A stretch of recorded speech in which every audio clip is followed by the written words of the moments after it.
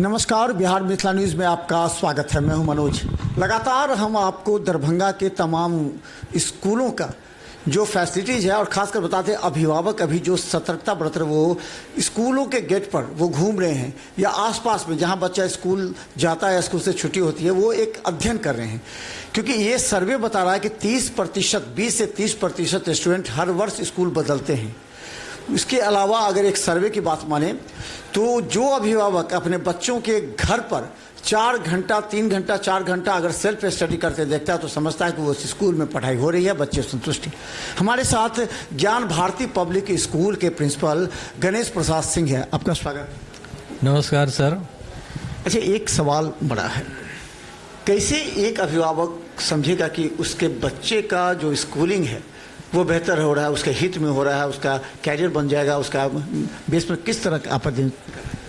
सबसे पहले तो मैं विद्यालय परिवार की तरफ से नववर्ष की ढेर सारी शुभकामनाएं देता हूं अपने बच्चों को, अभिभावकों को, समस्त मीडिया बंधुओं, दरभंगा प्रशासनिक सम्मानित पदाधिकारियों और दरभंगा वासियों को। जहां तक विद्यालय में व्यवस्था का प्रश्न है, अभिभावकों के माध्यम से और अपने सम्मानित जो हमारे कार्यकारिणी समिति के सभी सम्मानित जो अधिकारी और सदस्य हैं उनके माध्यम से मैं यह कहना चाहता हूं कि नए सत्र 2024-25 में पुनः एक बार मैं ऐसे अभिभावकों के लिए जिनकी आर्थिक स्थिति कमज़ोर है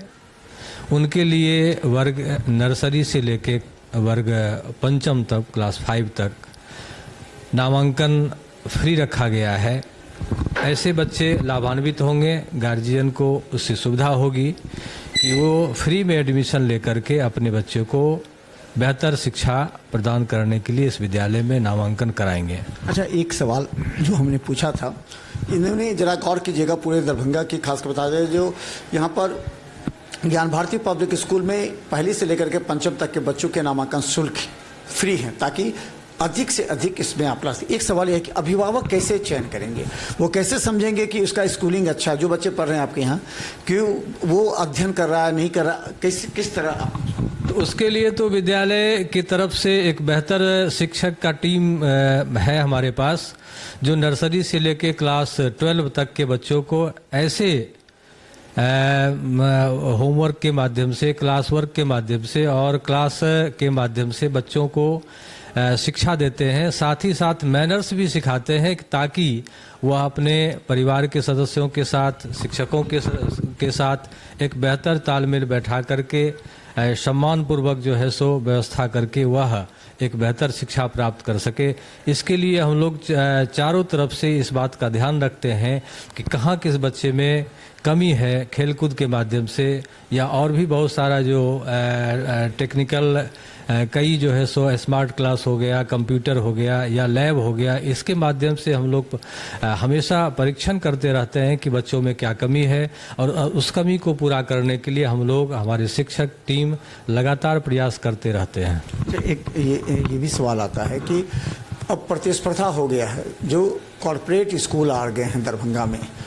तो कॉरपोरेट स्कूल बहुत कुछ दे रहा है जिससे बच्चे आकर्षित हो रहे हैं। तो क्या लगता है कि कॉरपोरेट स्कूल से प्रतिस्पर्धा करने के लिए आपकी कोई योजना है ताकि बच्चे इस बात को समझ सकें? देखिए, दरभंगा की जो स्थिति है, हमारा जो वातावरण है उसमें जो ज़मीनी शिक्षा चाहिए, जो ज़मीन स्तर पर व्यवस्था होनी चाहिए, वो हम दे रहे हैं और वो कोई जो है सो ऐसा कोई स्कूल, कॉरपोरेट स्कूल नहीं दे पाएगा,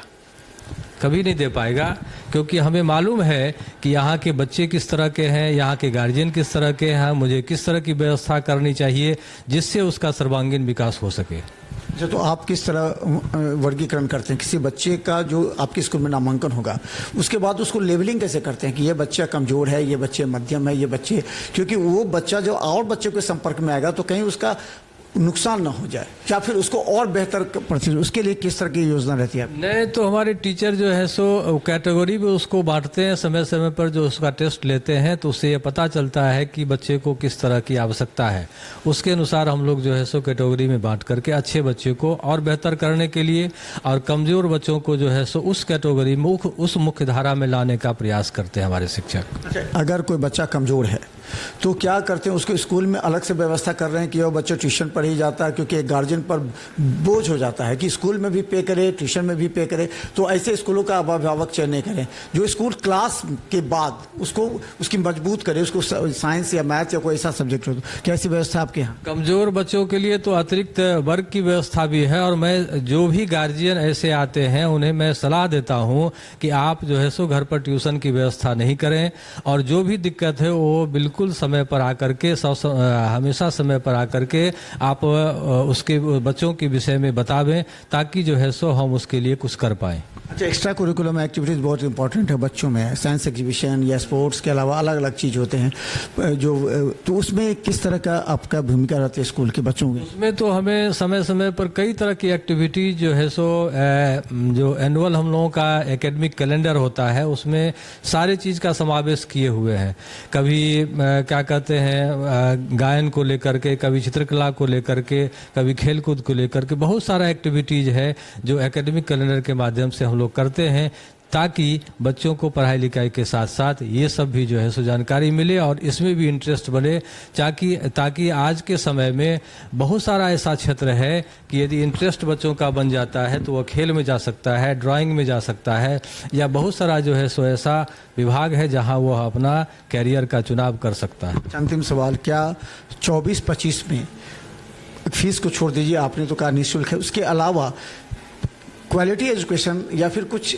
बच्चों के लिए और कुछ क्या बेहतर करना है, क्या योजना आपकी 24-25 में, ताकि अभिभावक समझे कि इस बार कुछ अच्छा? हम लोग कोशिश कर रहे हैं कि जो स्मार्ट क्लास चला रहे हैं या कंप्यूटर की व्यवस्था कर रहे हैं उसको और बेहतर करें, लैब की बेहतर व्यवस्था करें, हमारे पास परिवहन की भी बेहतर सुविधा है, ताकि अधिक से अधिक बच्चे जो है सो यहाँ आकर के लाभान्वित हों। ये स्कूल जो है संस्था के बारे में थोड़ा सा बताइए।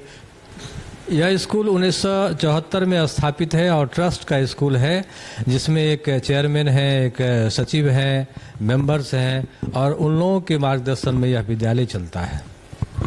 तो हम बता दें, लगातार हम आपको दिखा रहे हैं, जरा गौर कीजिएगा। अभिभावकों पर जब हमने सर्वे किया था तो अभिभावकों का कहना था कि इस बार हम कई स्कूल ऐसे हैं जहां से बच्चे को दूसरे स्कूल में शिफ्ट करेंगे। उसका कारण ये बताया हमने कि बच्चे का जो स्कूलिंग होता है वहां पर उनका फीडबैक नहीं मिल पाता है, बच्चों को होमवर्क नहीं मिलता, क्योंकि बच्चे अगर 4 घंटे घर में पढ़ते हैं तो बच्चा अभिभावक समझते हैं कि स्कूल में पढ़ाई हो रही है। दूसरी बात कि जो चयन बच्चों का डिसिप्लिन कितना है, अगर आप पैसे खर्च कर रहे हैं लेकिन अब बच्चा इनडिसिप्लिन हो जा रहा है तो उसका शिक्षा भी बेकार चला जाएगा। इन तमाम परिस्थितियों में अभिभावक सर्वे कर रहे हैं, क्योंकि अभी जनवरी से अप्रैल तक महत्वपूर्ण समय होता है निर्णय करने का कि किस स्कूल में अपने बच्चों का नामांकन कराएं, और हम अपने कार्यक्रम के माध्यम से उन अभिभावकों को सपोर्ट कर रहे हैं कि देखिए हमारा कार्यक्रम, स्कूल के बारे में जानिए, समझिए, फिर आप चयन कीजिए। देखते रहिए बिहार मिथिला न्यूज। यूट्यूब में सब्सक्राइब करें, इसके अलावा GTPL चैनल 985 और सिटी केबल 277 पर 24 घंटे में उपलब्ध है आपके साथ। धन्यवाद।